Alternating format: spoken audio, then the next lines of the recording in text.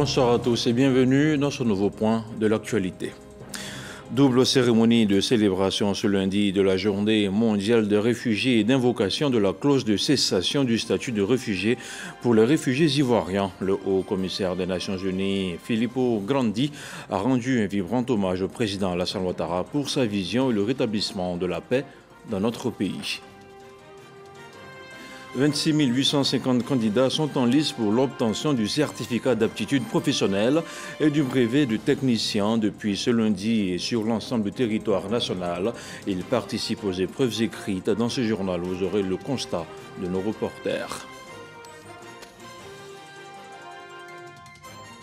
Patrice Emery Lumumba a entamé son retour vers son Congo natal. Les restes de l'ancien Premier ministre ont été remis ce lundi à ses enfants au cours d'une cérémonie solennelle qui s'est déroulée à Bruxelles. Des restes qui seront acheminés vers Kinshasa. Voilà pour les titres. Merci de regarder RTI 1. À l'honneur ce lundi, le président Alassane Ouattara, le chef de l'État, était l'invité de la journée mondiale des réfugiés qui s'est tenue à Abidjan. Le reportage de Viviane Aïma. Cette 22e édition de la journée mondiale des réfugiés a été doublement célébrée ce lundi 20 juin à Abidjan. En effet, plus qu'une célébration traditionnelle, cette journée a été marquée par la reconnaissance par la communauté des nations des efforts de paix et de réconciliation nationale menés par le gouvernement ivoirien et qui ont enregistré le retour au pays de 96% des réfugiés ivoiriens, exilés politiques et simples civils. Le président de la République, Alassane Ouattara, était l'invité d'honneur de cette cérémonie. Représentants des pays d'accueil, responsables du Haut Commissariat des Nations Unies pour les réfugiés HCR, ils ont tous félicité le gouvernement ivoirien pour avoir tendu la main à tous les fils et filles de la Côte d'Ivoire, sans exclusive. La ministre d'État, ministre des Affaires étrangères, a retracé les étapes qui ont conduit au retour au pays des réfugiés ivoiriens. La présente cérémonie vient consacrer les efforts du chef de l'État, Son Excellence M. Alassane Ouattara, en faveur de la paix, de la réconciliation et de l'union des filles et fils de Côte d'Ivoire, avec l'appui de l'ensemble des partenaires et de la communauté internationale par l'invocation de la clause de cessation du statut de réfugié ivoirien. Nous sommes au terme d'un long processus, débuté dès 2011 par la signature des accords tripartites entre la Côte d'Ivoire, les pays amis, notamment le Ghana, la Guinée, le Libéria, le Mali, la Mauritanie et le Togo, qui ont généreusement accueilli nos concitoyens réfugiés à la suite de la crise post-électorale qu'a connue notre pays, et le HCR, pour aboutir à l'adoption d'une feuille de route sur les solutions durables à la situation des réfugiés ivoiriens. C'est dans ces conditions que plus de 96% de nos concitoyens sont rentrés au pays. À ce jour, ceux qui ont opté pour la résidence permanente en terre d'accueil, pour diverses raisons, recevront d'ici peu leur passeport, à l'instar de 187 de nos frères et sœurs qui étaient installés au Togo. Les pays d'asile des 300 000 réfugiés ivoiriens ont pour leur part assuré le gouvernement ivoirien de leur entière coopération. Les pays d'accueil voudraient assurer les autorités ivoiriennes de leur solidarité et de leur disponibilité totale à travailler de concert avec elles au renforcement des liens d'amitié et de coopération qui unissent les pays et la Côte d'Ivoire. Pour les autres Ivoiriens qui ont décidé de s'établir dans les pays d'accueil, après l'invocation de la clause de cessation, les pays d'accueil assurent que tout sera mis en œuvre en collaboration avec les gouvernements ivoiriens et les hauts commissariats pour leur permettre d'avoir leurs titres de séjour réguliers. Le cas ivoirien a valeur d'exemple dans le contexte actuel où le nombre de réfugiés dans le monde ne cesse de s'accroître, a relevé le haut commissaire des Nations Unies pour les réfugiés. Je veux donc vous rendre hommage, Monsieur le Président, parce que vous avez proposé vous-même, je m'en souviens très bien, d'entamer ce processus il y a quelques années. Un processus qui a été rendu possible par des multiples facteurs, essentiellement ici en Côte d'Ivoire, le rétablissement de la paix et de la stabilité, les efforts de réconciliation nationale et le développement économique que vous avez guidé. Je suis ici, Monsieur le Président, pour dire haut et fort que voilà un exemple qu'on espère que d'autres vont suivre. Le vice-président Koné Tiemoko Mélié, parlant au nom du président de la République, a rassuré le HCR ainsi que la communauté des États sur la bonne foi du gouvernement ivoirien et son engagement au respect des droits de l'homme. En une décennie, notre pays a fait des progrès économiques et sociaux indéniables. Il en est de même que la situation générale des droits de l'homme qui consacre une égale protection à tous. La déclaration ce jour de la cessation du statut de réfugié ivoirien est une traduction logique de cette évolution. Je saisis également cette heureuse occasion pour exprimer toute notre reconnaissance aux pays frères qui ont contribué à rendre effective la cessation du statut de réfugié ivoirien. À cet effet, je voudrais, au nom du président de la République, saluer et remercier les autorités du Ghana, de la Guinée, du Libéria, du Mali, de la Mauritanie et du Togo, tous signataires en septembre 2021 à Abidjan de la déclaration conjointe qui a permis de parvenir aujourd'hui à la cessation du statut de réfugié ivoirien. Grâce aux conditions favorables au retour des réfugiés ivoiriens dans leur pays, la Côte d'Ivoire a conclu avec le HCR la clause de cessation du statut des réfugiés ivoiriens à compter du 30 juin prochain. Toujours ce lundi et par visioconférence, le chef de l'État a participé à la réunion du bureau de la conférence de l'Union africaine, une rencontre au cours de laquelle le président ukrainien Volodymyr Zelensky a sollicité le soutien de l'organisation continentale. Viviane Aïma. Cette réunion virtuelle du bureau de la conférence de l'Union africaine avait pour objet principal l'adresse depuis Kiev du président ukrainien Volodymyr Zelensky au chef d'État de l'Union africaine. C'est la première fois que le chef de l'État ukrainien s'exprime devant l'Union africaine. Cette réunion virtuelle s'est ouverte par l'intervention tout d'abord du président en exercice de l'Union africaine, Macky Sall. L'Afrique reste attachée au respect des normes du droit international et au développement des relations apaisées avec les nations. Nous avions plaidé déjà pour la libération des graines à Odessa, pour que le port d'Odessa soit libéré afin que les exportations ukrainiennes puissent continuer à alimenter le marché international. Nous nous tenons prêts à échanger avec vous et avec toutes les parties pour que les perspectives de paix soient privilégiées et que nous puissions continuer les rapports commerciaux que l'Ukraine a entretenus avec la plupart des pays africains. La parole a été ensuite donnée au président ukrainien. Nous devons nous comprendre, nous devons collaborer pour notre propre bien. L'Ukraine a une agriculture solide, nous produisons tout. Nous pouvons fournir à chacun de vos pays des vivres en quantité suffisante. Si il n'y avait pas la guerre russe, cette situation que tout le monde est en train de traverser ne se serait pas produite. Nous devons mettre fin à cette guerre de colonisation. C'est une conquête.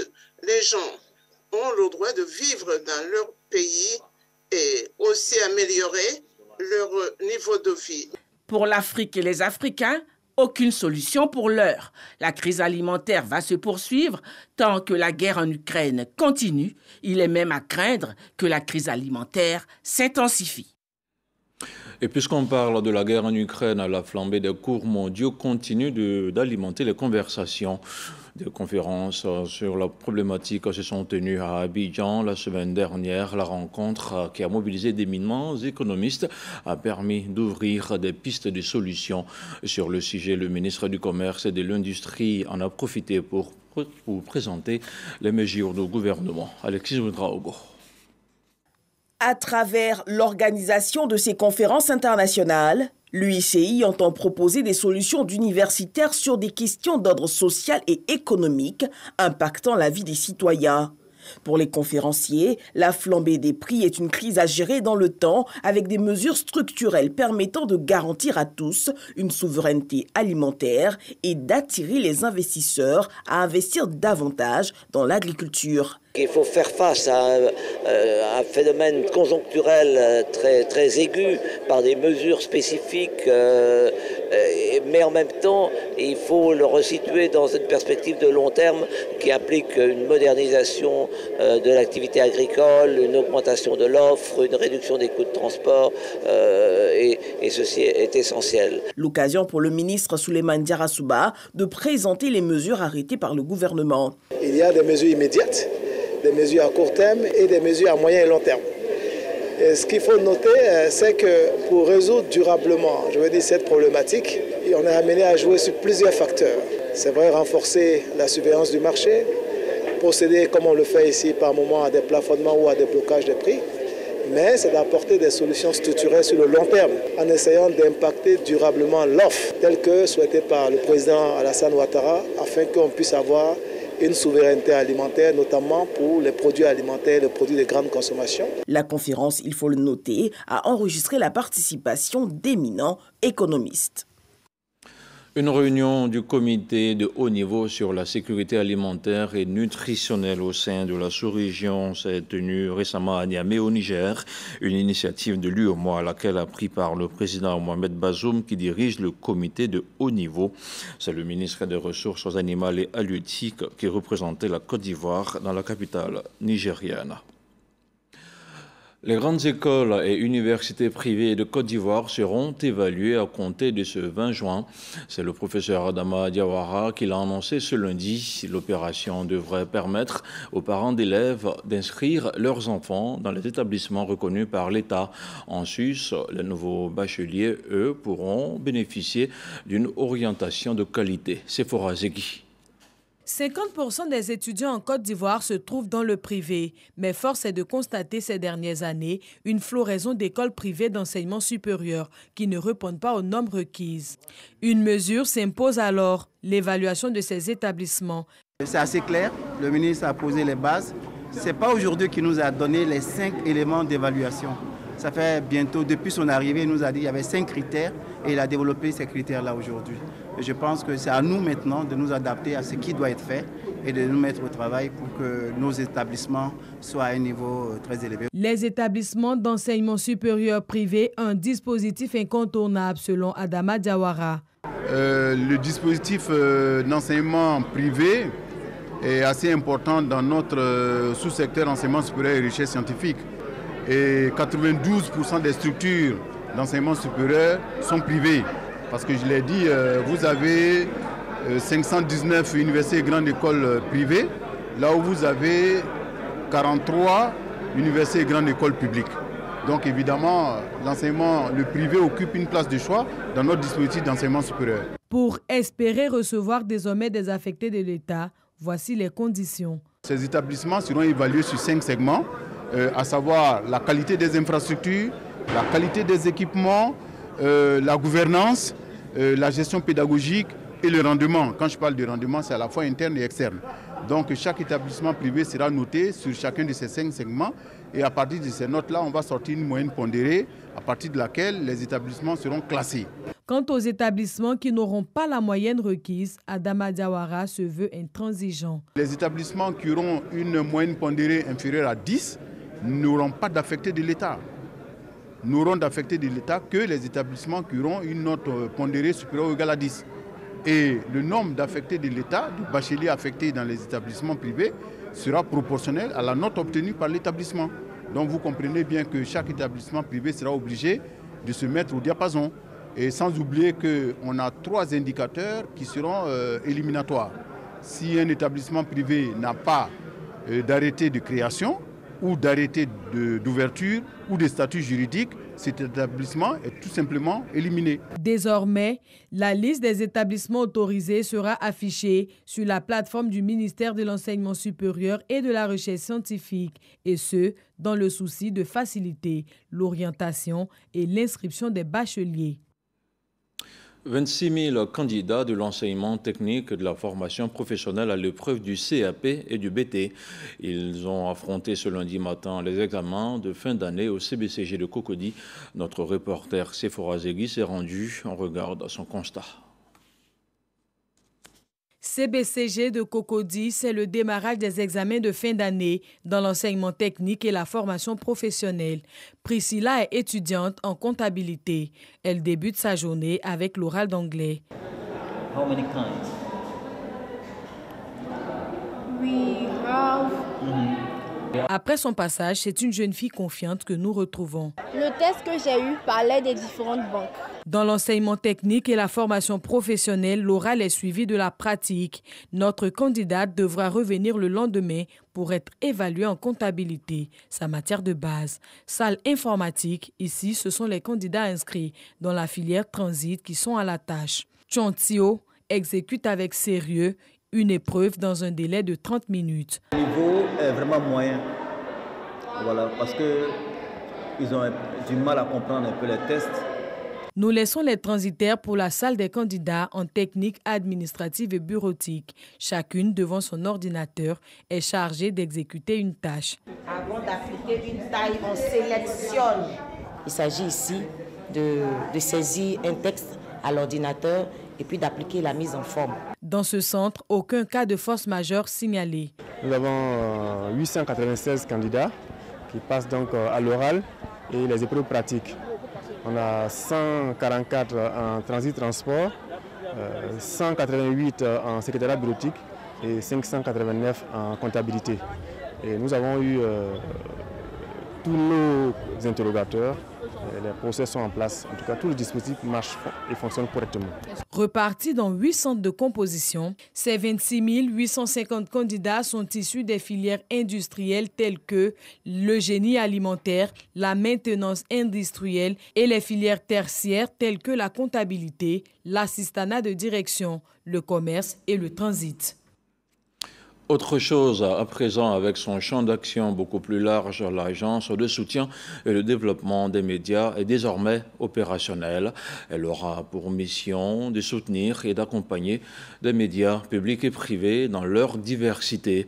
Et pour joindre l'acte à la parole, Bernice Nguessan, l'ex-patronne du FSDP, a passé le témoin à Sindou-Meïté. Davis Oyo, Walter Amadou Ouattara pour le commentaire. FSDP, ce sigle est désormais un vieux souvenir. Le Fonds de soutien et de développement de la presse se mue en Agence de soutien et de développement des médias, ASDM. Cette remise de parapheur scelle la matérialisation de la nouvelle agence. Bernice Nguessan, directeur exécutif de l'FSDP, passe ainsi la main à Sindou-Meïté, premier directeur général de l'Agence de soutien et de développement des médias. Il y a la formation. Il y a également le soutien à travers des dons que nous avons faits, à travers des subventions, à travers l'accès au financement bancaire. Il y a également la question de la mutuelle santé. La mutuelle santé, c'est à peu près 3500 journalistes et professionnels de la communication, ainsi que leurs ayants droit. Sindou-Meïté, nouveau directeur général de l'ASDM, entend faire entrer la presse dans une nouvelle ère. Je vais travailler sur le bilan qu'elle a laissé. Je vais travailler également sur les différents rapports diagnostiques qui ont été faits sur la situation générale de la presse, continuer les concertations qu'elle avait déjà engagées avec les partenaires des médias. Et c'est ensemble qu'on va définir en tout cas vraiment la manière dont on va pouvoir poursuivre les sentiers qui ont été déjà défrichés par le FSDP. L'Agence de soutien et de développement des médias, créée par décret en Conseil des ministres du 14 mai 2022, a un champ d'action plus large. Sa mission, soutenir et accompagner les entreprises du secteur des médias publics et privés dans toutes ces chaînes de production de l'information, tant de l'audiovisuel que dans le numérique, en vue de faire de l'univers des médias un secteur professionnel et rayonnant. Un mot d'environnement à présent, se relever ensemble de la sécheresse, c'est le thème de la journée mondiale de lutte contre la désertification qui a été célébrée le 17 juin dernier en Espagne. Plusieurs hauts dirigeants, dont le président de la COP15 et le secrétaire général des Nations Unies, se sont retrouvés.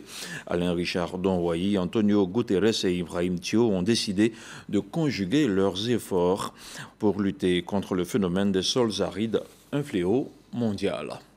On regarde maintenant le point de la situation de la Covid-19.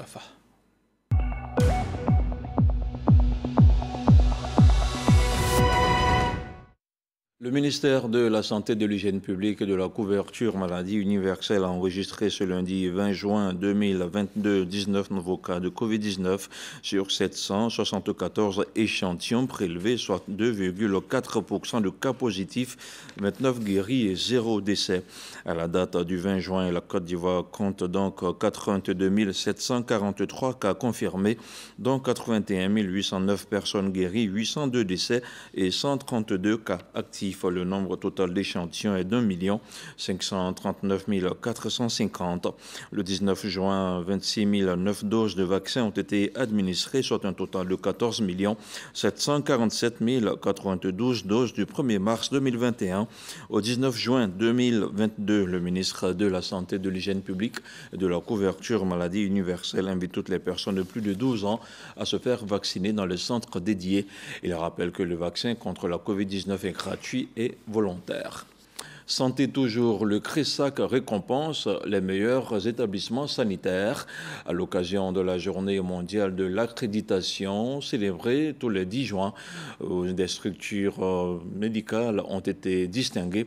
C'est leur démarche qualité et leur responsabilité des patients qui a été ainsi récompensée. Une cérémonie de distinction qui s'est déroulée en présence du ministre de la Santé, Pierre Dimba.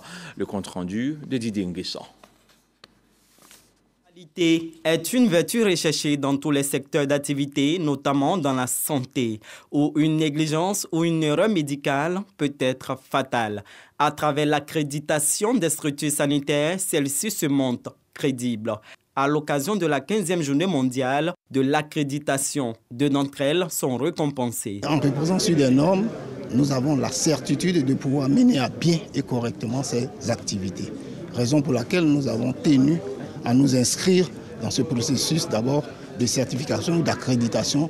Être accrédité, c'est dans le geste de tous les jours, c'est un comportement et c'est bénéfique pour les patients et nous-mêmes, ça nous rassure dans les actes que nous posons.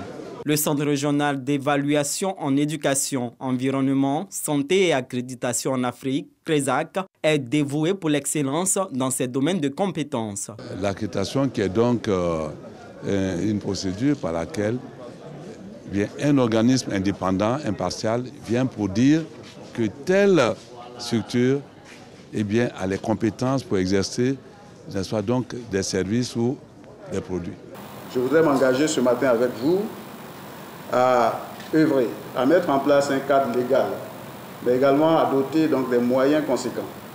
Le CRESAC pour que s'accélère dans notre pays l'accréditation dans le secteur de la santé. Pour cette 2e édition célébrée en Côte d'Ivoire, les réflexions portent sur l'accréditation, croissance économique et développement durable. Et ce soir, la rédaction de RTI 1 a décidé de faire un zoom sur un secteur d'activité, celui des hommes qui permettent aux femmes d'accoucher ou encore de donner la vie. Des hommes de l'ombre, des grands oubliés qui manient parfois le bistouri pour le bonheur de nombreuses familles. Des papas que la rédaction de RTI 1 a décidé de célébrer à travers la fête des pères dans l'univers des médecins accoucheurs. C'est un reportage de Serge Pacom-Didi, commenté par Jean-Marc Djadji. Mercredi 15 juin, 9h59. Naissance de la petite Eliora. Un accouchement par césarienne réalisé par Dr Deza, médecin obstétricien et son équipe. Dr Deza fait partie de ces médecins qui ont choisi d'aider les femmes à donner la vie, de suivre les femmes pendant leur grossesse jusqu'à la venue de l'enfant, que ce soit par voie basse ou par césarienne. Comme c'est le cas de cette nouvelle maman qui rentre au bloc opératoire. C'est une césarienne programmée. Notre travail quotidien, c'est une intervention chirurgicale pour laquelle nous pensons maîtriser la technique, donc ça avec beaucoup de sérénité et de joie.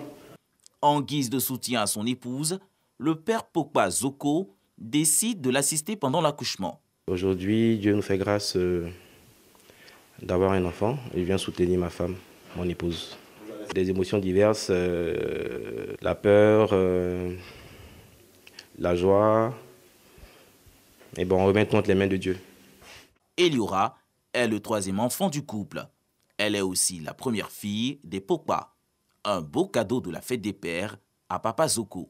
Gynécologue, obstétricien accoucheur ou encore médecin accoucheur. La fête des pères est aussi un hommage à ses papas, donneurs de vie. D'abord, le gynécologue obstétricien est un médecin qui, au décours de son parcours, retourne à l'école pour faire une formation de spécialité qui dure en moyenne 4 à 5 ans. Et après cela, il a la capacité de s'occuper spécifiquement de la pathologie de la femme, donc côté gynéco, pathologie de la femme et de la femme enceinte, côté obstétrique. Le maïticien, c'est un homme, un garçon, qui a appris le métier de sage-femme. On pourrait dire tout simplement sage-homme. Des médecins heureux de participer à l'épanouissement des couples par des naissances, satisfaits de contribuer à l'acte d'enfantement. Mais le métier connaît des moments de peine. Difficile et passionnant. C'est un métier très stressant, très prenant. Des médecins qui sont au quotidien en contact avec la femme, mais qui sont aussi des époux, des papas, des pères de famille. Comment arrive-t-il à concilier la vie de famille et boulot? Moi que ma femme a compris, et d'ailleurs la plupart des épouses des gynécologues obstétriciens, que c'est dans le cadre juste du travail.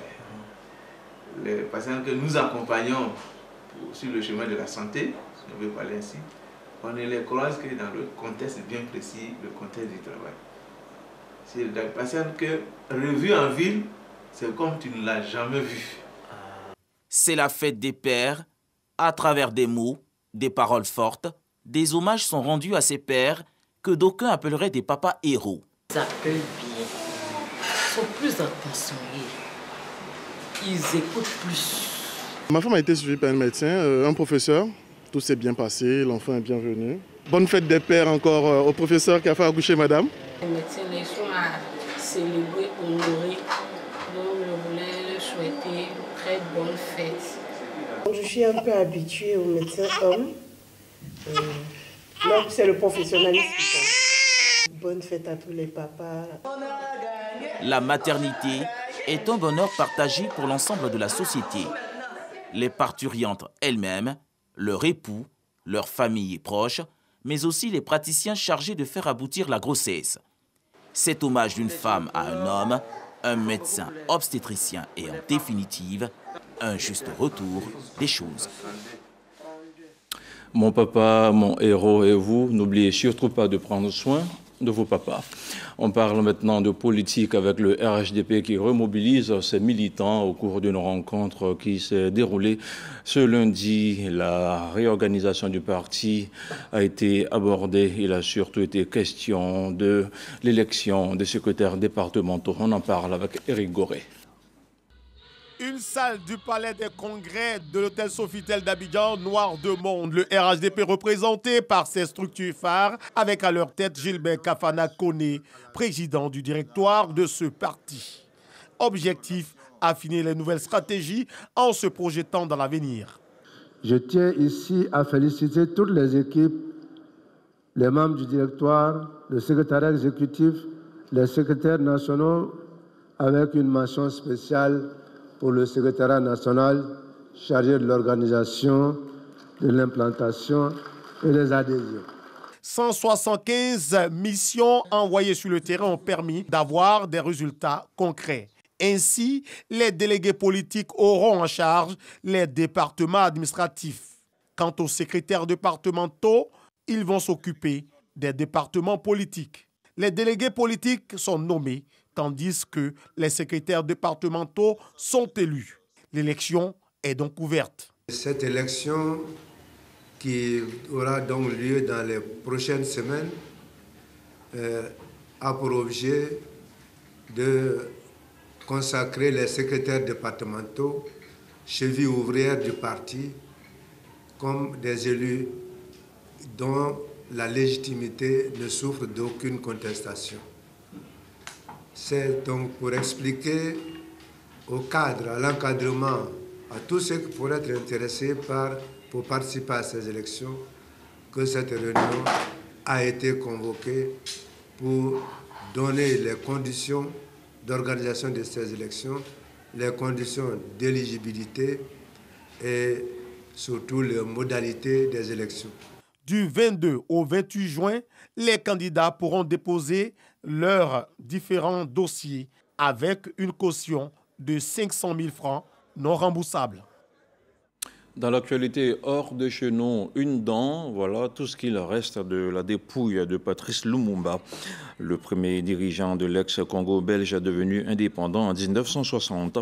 Elle a été longtemps conservée comme souvenir par un policier belge ayant participé à la disparition du corps avant d'être saisi en 2016. Ce lundi, la relique a été remise aux autorités congolaises en présence de ses enfants, François, Juliana et Roland Lumumba et de leur famille. Contenue dans un coffret, elle a été placée dans un cercueil qui représentera un mémorial à Kinshasa. Et dans un discours retransmis à la télévision, la capitale belge, Bruxelles, a présenté ses excuses à Kinshasa. Fin de cette édition. À demain.